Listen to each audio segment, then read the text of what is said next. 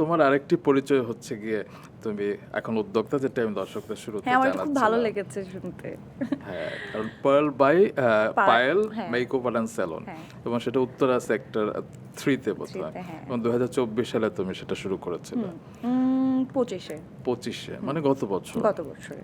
তো এই যে এখন রানিং একজন অ্যাক্ট্রেস, হাতে এত কাজ, তার মধ্যে এত ব্যস্ততার ভিতরে সাহস করলে কিভাবে?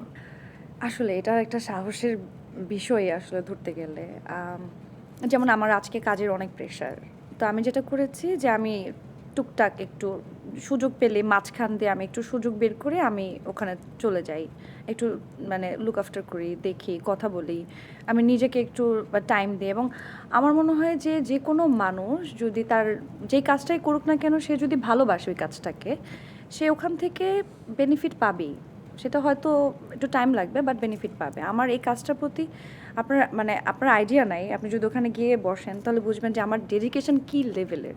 আমি প্রচুর, প্রচুর পরিমাণের ওখানে আমি ভুলে যাই ওখানে আমি কেয়া পায়েল। আমি কোত্থেকে আসছি, আমি কি? ওখানে গেলে আমি জাস্ট আমার মাথায় শুধু এটাই কাজ করে যে আমার এই প্রোডাক্টটা ঠিক আছে কিনা, আমার এই ক্লায়েন্টটা স্যাটিসফাইড কিনা, আমার এই কাজটা ঠিক হচ্ছে কিনা, মেয়েদের সাথে কথা বলি, প্রত্যেকটা ক্লায়েন্টের সাথে কথা বলি। কিছু সময়ের জন্য আমি পুরো লস্ট হয়ে যাই ওখানে আমি কি?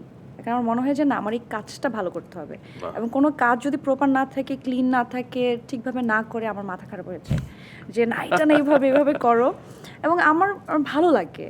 আমি খুব খুব দারুণ সময় পার করি এখানে। কতজন কাজ করে সেখানে? এখন ১২-১৩ জনের মতো আছে। বাবা! তো তোমারই এখনো সেরকম বয়স হয় না, যেটা আজকে পডকাস্ট শুরুর আগে তুমি বলছিলে যে আমাকে সবসময় খুব পিচ্চি পিচ্চি লাগে আর কি।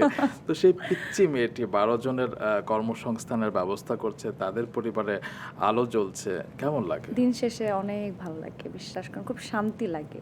কিছুদিন আগে ঈদের আগে আমি যখন ওদেরকে বোনাস দিচ্ছিলাম, ওদের মধ্যে যেই টাকাটা হয়তো খুবই সামান্য, বাট আমার না অনেক সময় মনে হয় যে আচ্ছা আমি আরেকটু বাড়াই দিই, ওদের যেটা চাই ওর বাইরে একটু বাড়াই দিই। আমার না ওই তৃপ্তি লাগে, ওই যে হাসিটা দিন শেষে আমার মনে হয় যে না এটার মধ্যে একটা সুখ আছে আসলেই। এবং 12টা ফ্যামিলি এর বাইরেও আরও কিছু ফ্যামিলি আছে যেগুলো আমার থাকে না আমি একটা বেতন দেই সেটাতে চলে। সো আমার আমার মনে হয় যে আজকে আমি যদি ভুলভাল কিছু করি, আজকে আমার যদি কিছু হয়ে যায় এই ফ্যামিলিগুলোর কী হবে? সো এটাতে আমার অনেক বেশি দায়িত্ব বেড়েছে একদম। এবং খুবই অল্প বয়সে, বাট ভালো, জিনিসটা খুব ভালো, আমার খুব ভালো লাগে। আমার মনে হয় তোমার থেকে অনেকেরই শেখার আছে যে সাহস করতে হয় আসলে। আমরা যদি ৭-৫ ভেবে আসলে আল্লাহ এত আর্লি এজে আমরা মাঠে নামবো, তাহলে আসলে কিছুই হয় আর না। এই বয়সে আমার মনে হয় যে কাজ করা উচিত, কারণ এই বয়সে আমরা আমাদের মধ্যেই যেই এনার্জিটা এবং যেই চিন্তা ভাবনাটা, এবং আমরা অনেকে চিন্তা করি হয়তো আমাদের বয়স 30-এর পরে আমরা আরও ম্যাচিউর হব, তারপরে গিয়ে আমরা কাজ করব, বাট ম্যাচুরিটিটা হয় তখনই আমি কাজ করতে করতে। ম্যাচুরিটিটা এমন না যে হ্যাঁ বয়সের সাথে হয় এক ধরনের, বাট ম্যাচুরিটি হয় আসলে আমাদের পুরো জায়গাটা জুড়ে, আমরা কোথায় মিশছি, কী করছি সব কিছুর উপরে। আমরা যত বেশি মিশবো, যত বেশি কাজ করব, তত বেশি ম্যাচুরিটি আসবে। তার মানে তোমার বয়স এখন 30-এর নিচে। এটা কি টেকনিক্যাল অ্যান্সার? মানে তোমাকে যদি আমি সোজাসুজি প্রশ্ন করে বয়স কত, যেটা আমি করতেও চাই না মেয়েদেরকে। আচ্ছা, ওকে, হ্যাঁ, অফকোর্স, হ্যাঁ। অবশ্যই। ওকে। আমি আর সম্পূরক প্রশ্ন করলাম না। ওকে। আচ্ছা, ঠিক আছে।